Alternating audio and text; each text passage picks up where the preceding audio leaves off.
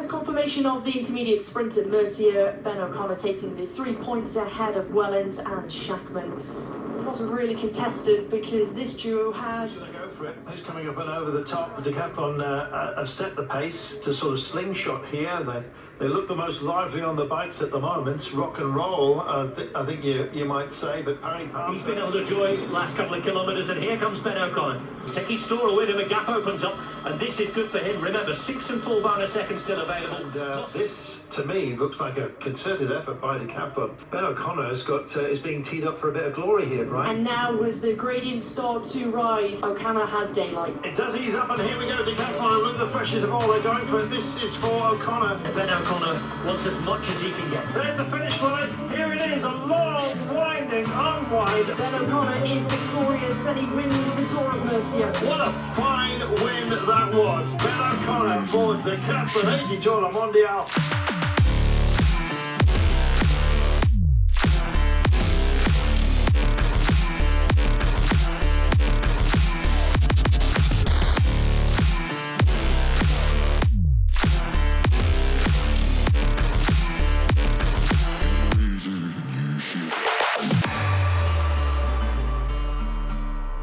Alrighty, welcome to today's episode of Tristan Take Video. As you can see, I'm standing here with Ben O'Connor. It's actually about 2 weeks before Ben heads off to the Giro, although you guys will be seeing this a little bit closer to the Giro. Ben's been having a cracking start to the year for 2024. I would say your best start to the season. Yeah, definitely my best start to the season. Yeah, you've had wins at UAE, Mercia. You just got back from Tour of the Alps, where you were second overall. Yep. Today we're going to talk through Ben's bikes, not only the bikes he's been riding and training on, but also the bikes he's about to ride in the Giro d'Italia. The bikes have seemed pretty fast so far. They are. But yeah, let's do a run through of what you've got. Starting with the time trial bike, can you tell us what have we got for the TT bike here? Yes, we've got the Rysel XCR. I think I'm running a large frame with Swiss side 800mm hoops, I would say. They are absolutely rapid. 80mm? 80mm. Okay, yeah, cool. I've got at the moment, carbon TI chainring, which is a 58 with a 44, I think, on the inside.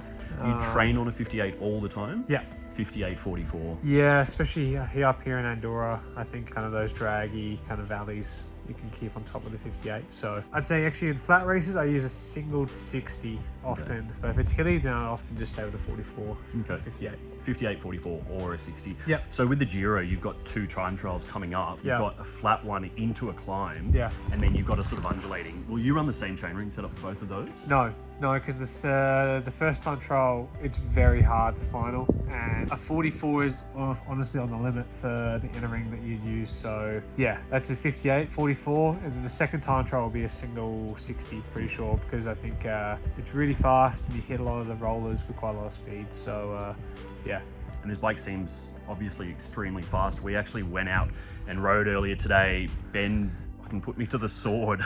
I was sitting on, and I think I was sitting on at 5 watts a kilo for most of the time. I don't think it's ever fun sitting behind a time trial bike. No, it was like being motor paced. So the thing's obviously very, very quick. Yeah. Tell me, what's your handlebar setup there? You've got like quite a unique front end in this bike. Yeah, so it's kind of got like a bit of a Y shape. They use Swiss side bars that are made in collab with Dita. So they look quite narrow, to be honest, the cups, but they're custom fit for me, who did a mold last year in November. So yeah, they've been a really nice addition. I think it just creates a ton more stability. They've got short ends, and I think they're also forward, if that kind of makes sense. So the cups aren't in line with the bar. The cups are further forward, so it kind of can sit a bit further forward on your arm. It kind of allows you to kind of roll into that position a little bit better. Yeah, cool. Moving on to then, you've obviously got some little lip shifters on there, and you're running a Shimano, I believe it's Dura-ace 9200. Yeah. The 12 speed. And it's got the auto shift kind of set up as well. And so that means once you get above a certain cog, it shifts automatically to the inside. Yep, exactly. Yeah, and there's different ways you could look at the shifters as well. Instead of just having them at the end with your thumbs, you could have had them underneath. Yep. I kind of just prefer I kind of lay on top with my hands, so it's kind of easier just to change like that rather than having a button. Yep. Sometimes or somewhere lower in the bar. So we're not going to try and do too much referencing of like previous group sets, previous bikes, but I did ask you earlier today, this is for you guys, I did ask Ben about what he thought of being on Shimano after being on Campy for the last few years, and you said you're really happy. Yeah, it's I mean, you know what you're getting with Shimano. It's super reliable. I think actually, in terms of the time trial bike, the shifters don't have the little end doesn't have that little end on the shifter, so you kind of maximize that length to its absolute limit. Even if it's half a centimeter, it's still half a centimeter further forward that you can be. Because you're so tall. Because I'm tall, and you can use the limit now, and they've adjusted the UCI limit for time trial positions for taller people, and I think that was quite an important thing to see and to maximize. Yeah, cool. So kudos to Shimano for helping out with that. Just a couple of other things. Let's talk about saddle, tires, any other details on the TT bike.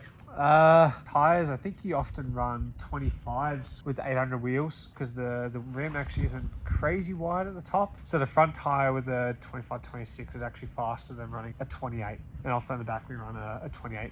Okay, so you run smaller on the front for the aerodynamics. Yeah, exactly. Yeah, interesting. What else can I say? That's kind of about it. You know, there's always new products and tires coming out, but yeah, that's kind of an interesting thing. I didn't really know anything about the different size tires from front and rear, but apparently it makes quite a difference. Did you do wind tunnel testing or did you do track testing? No, we did quite a lot of track testing. We testing. did this in November. I think we also did touch of testing in January. So it seems like everything is very good. The CDA is quite low at the moment for my height, and pretty happy with it. And I think it's a good package overall.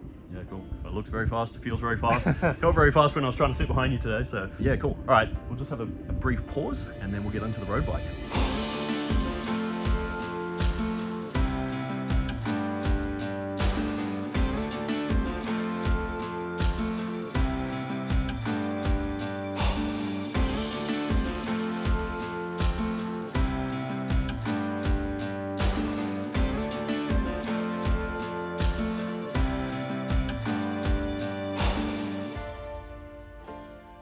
Alrighty, so now we've gone out for a little road ride.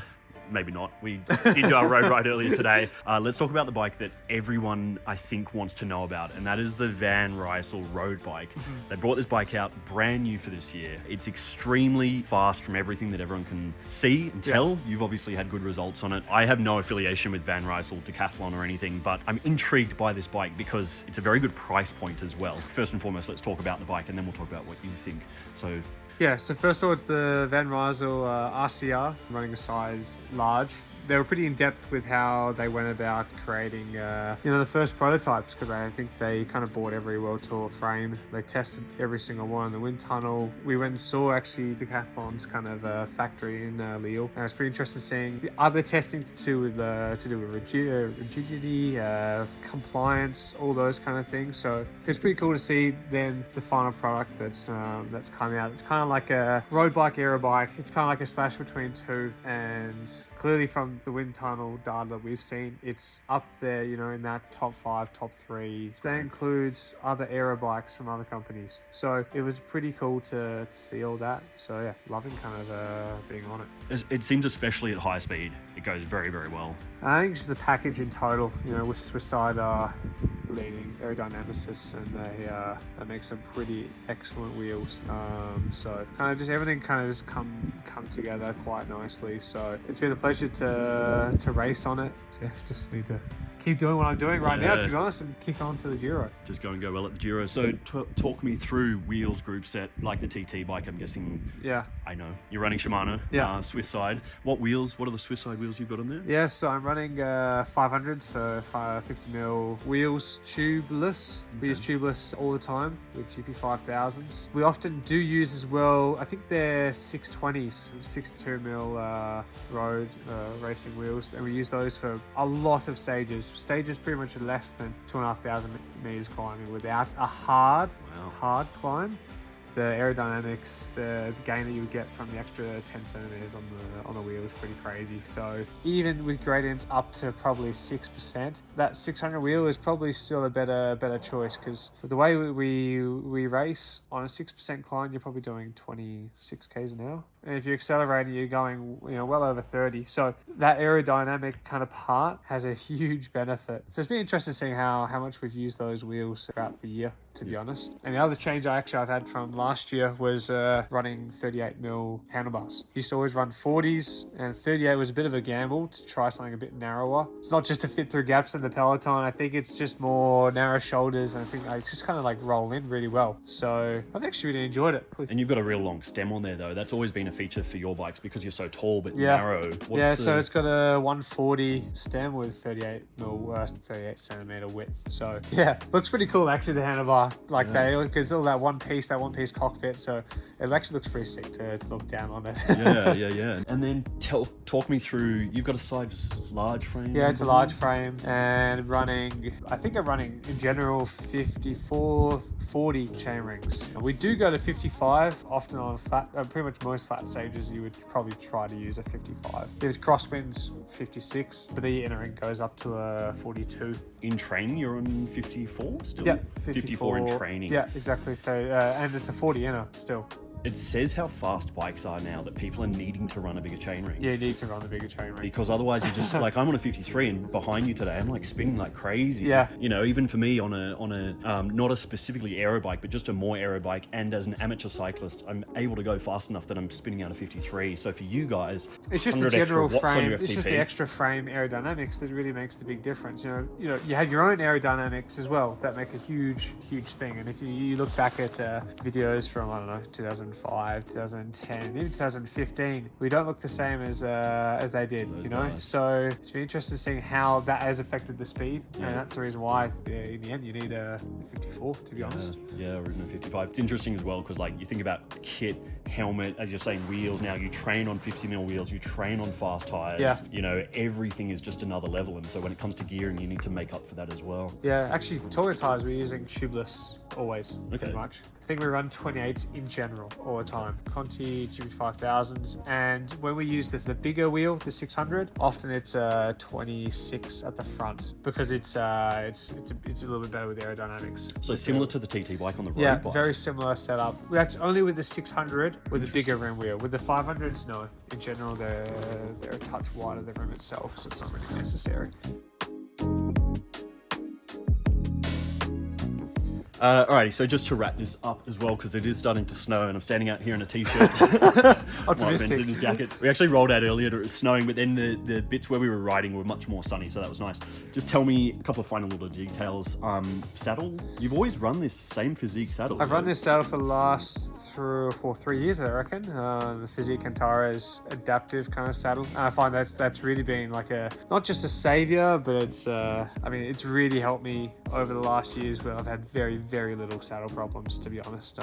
This kind of adaptive, meshy kind of material. I don't know exactly what it is, but it's just the best. I know it's expensive for people, but honestly, if there's one thing to put money into, it's the saddle. Like the one thing to put money into. Tell that to these guys. Yeah. Buy a good saddle because it really changes how you enjoy the bike. There's nothing worse than having a sore ass. Can I ask you, do you know your saddle height off the top of your head? I think it's 82.3. Did that change when you went from the BMC to this? No. No. That's a dumb question. I don't know why I asked No, everything stayed the same. I still was running, I think actually maybe with the BMC I was running a 130 stem. And I was using the 140 handlebars, so the 40 centimeter handlebars. Whilst now I've got a 140 stem with a 38, so that's the only change I had from the change of bikes. And obviously you've been very happy with how the bike performs under load. Like you've got really, really good results this year. Sprinting, descending, everything. It seems to have been exceptional. So you're obviously very happy, and I think going into the Giro, you're pretty confident, hey? Yeah, it's a pretty complete package. You're not really left with any doubt. So that's one of the cool things. So that, especially with the TT bike, it's not little things that you have to change last minute. It's dialed, it's ready to go, and hopefully I'll be ready to go as well. Yeah, I think you're ready to go. Seeing you last couple of days, you've been moving very quick. Cool. Alrighty, it's starting to snow here up in Andorra, so just want to say thank you, and we'll wish Ben all the best for the Giro coming very soon. Thanks, man. Hopefully you do well. Thanks, man. Cheers, man. Thanks, guys. We'll see you later. Yeah.